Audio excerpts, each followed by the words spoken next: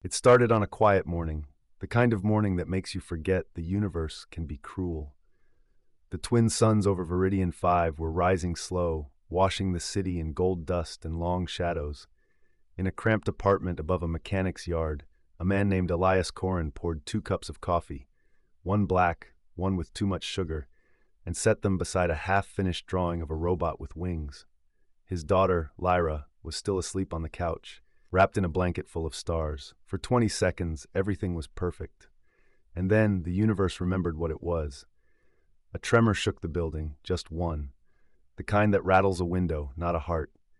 But when Elias looked outside, he saw the black transport ships gliding low over the market district, silent as predators. The insignia on their hulls was unmistakable, the syndicate. Everyone on Viridian knew their mark. No one ever forgot it. Elias froze. He'd lived in hiding for 10 years, never calling attention, never using his real name. But deep down, he always knew. They'd find him, or worse, her. The syndicate's raids were never random. They came for something specific. This time, they came for Project Revenant. Lyra stirred and blinked at him. "Dad, you okay?" He smiled, but the smile didn't reach his eyes. "Yeah, sweetheart, go pack your drawing pads, just in case we go on another trip." Before she could answer, the sirens started. By the time the syndicate soldiers reached the apartment, the door was already open. The room looked empty, but the coffee cups were still warm. One of them, the commander, smirked. "He's running again, just like old times." He didn't know how right he was. Elias and Lyra moved through the service tunnels beneath the yard. The walls hummed with old power lines, the air thick with dust and fear. Lyra clutched his hand. "Dad, who are those men?" He hesitated. "They're people who forgot what mercy looks like." When they reached the exit hatch, the world outside had changed. Streets once full of vendors and neon lights were now crawling with drones. Elias lifted Lyra into an abandoned truck and started the engine with an old trick. Hot wiring systems designed by men who never expected to be outsmarted by a mechanic. As they drove, Lyra's voice broke the silence. "You're not really a mechanic, are you?" He looked at her reflection in the cracked mirror. No, not anymore. They almost made it to the canyon ridge before the drones found them. The first blast hit the road ahead. The second tore through the truck's rear axle. Metal screamed, tires exploded, and the world flipped sideways. When Elias woke, smoke filled his lungs. His right arm was bleeding, but he didn't care. Lyra was gone. He stumbled out of the wreckage, vision blurred, heart pounding. He saw syndicate soldiers loading a small figure into the transport bay. He shouted, ran, fired. He didn't even remember pulling the trigger. But the ship lifted off, engines roaring, leaving him in a crater of dust and rage. He fell to his knees and let out a sound the desert had never heard before. Hours later, the news spread across Viridian 5. A child taken, a father vanished. Most people turned the channel. No one interfered with the syndicate. Everyone knew better. But among the underground networks, whispers began. Old names resurfaced, names the syndicate had tried to erase. Revenant. It was said the project had been shut down after the wars. Genetically enhanced operatives, perfect soldiers designed to fight impossible battles. When the treaties ended, they were disbanded, erased, or reintegrated. Elias Corin was one of them, the ghost no one remembered until he started moving again. He spent 3 days off-grid, healing, watching, tracking. The syndicate thought he'd crawl away into grief. Instead, he rebuilt his strength. Every scar became a reminder, every breath a promise. He traced their flight path across half a continent, hacking supply manifests, intercepting coded shipments. Each clue led to another door, another secret. By the 5th night, he had the coordinates. A research facility on the dark side of Viridian's smaller moon, unregistered, off-network, and guarded by men who didn't exist on paper. That's where they took her. Elias stood on the rooftop of an abandoned comm tower, wind tearing at his coat, stars bleeding red in the atmosphere. He whispered the same words he'd spoken once before, years ago, to a syndicate commander who thought him broken. "You can take everything from a man, but not his promise." He looked up at the twin moons. "I'm coming, Lyra." Far above, inside the syndicate facility, Lyra sat in a glass chamber surrounded by white light. Machines whispered around her, reading her DNA, scanning every cell. One of the scientists adjusted his visor. "Her sequence is unstable. The augmentation won't hold." Another voice replied from the dark. It will. Her father was Revenant. She's the key to reactivating the genome. Lyra's small voice trembled. Where's my dad? No one answered, but one of the younger guards, a human recruit, hesitated, guilt flickering in his eyes. That moment would cost him later, but it also saved him, because when the alarms went off 6 hours later, he was already near the exit. Elias hit the compound like a storm. He'd come in through the maintenance ducts, silent as a ghost. The first guard never saw him. The second barely had time to draw breath before a blade of blue plasma cut through the dark. Each movement was precise, no wasted motion, no hesitation. This wasn't revenge, this was purpose. He reached the control room, hands steady, heart colder than the void outside. On the main screen he saw her, his daughter, still breathing, still waiting. Then came the voice he'd been expecting. Elias Corrin, the commander said through the intercom, slow and taunting.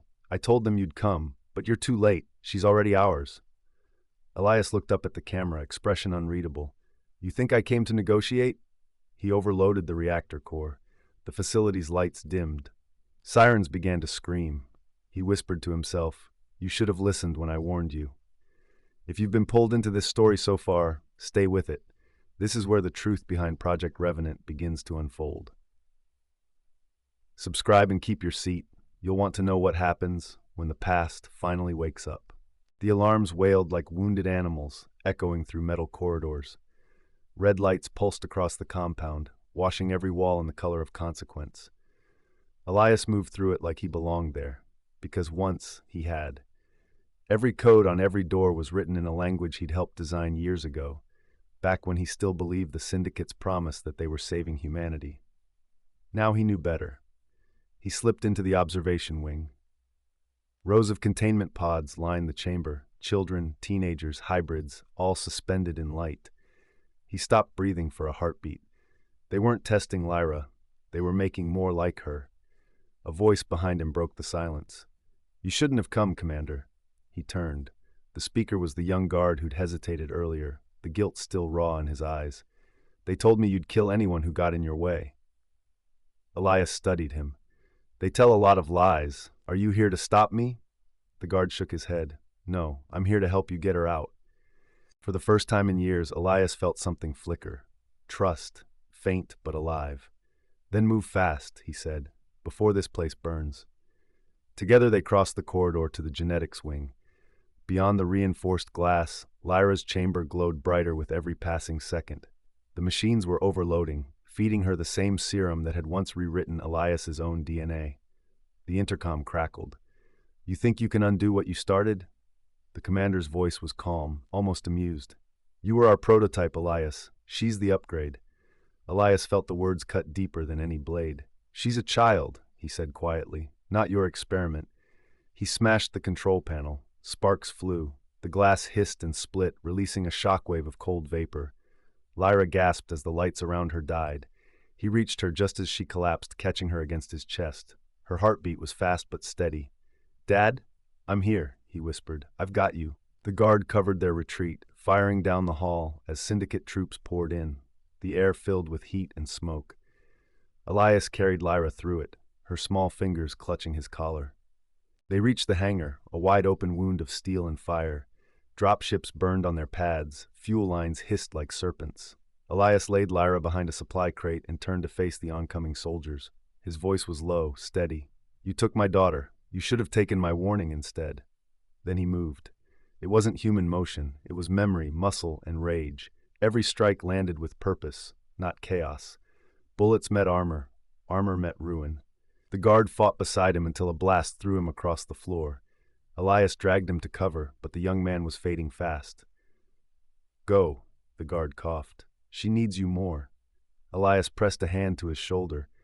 You just bought her a future. That's not nothing. The guard managed a weak smile before the light left his eyes. Elias turned back.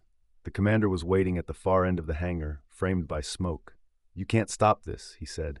The Revenant genome will rise again, with or without you. Elias lifted his weapon but didn't fire. Maybe, but not today. He triggered the reactor override. The hangar trembled. A deep, hungry sound grew beneath their feet. The commander's smile faltered. You'll kill everyone in here. Elias looked at the flames climbing the walls. Then I'll make sure the right people go first. He ran to Lyra, scooped her into his arms, and sprinted toward the emergency shuttle. The deck split behind them, molten light chasing their heels. The shuttle door closed just as the world collapsed in on itself. From orbit, the moon looked like a candle snuffed out. Days later, the news brought footage of a syndicate facility destroyed by an unknown saboteur. Official reports said equipment malfunction. But among the colonies, people whispered a different story. The ghost of Project Revenant had returned. Elias and Lyra drifted through the debris fields in a stolen cargo ship. She was asleep again, head resting on his shoulder. Outside, the stars rolled by like endless eyes. He patched her up as best he could. The serum had changed her, but not in the way they expected. Her vitals were stronger, her mind sharper. She dreamed vividly, sometimes whispering coordinates in her sleep. When she finally woke, she asked, "Are we safe now?" Elias thought for a long time before answering. "Safe enough to keep going." She nodded, trusting him completely. "Then we go together." He smiled faintly. "Always."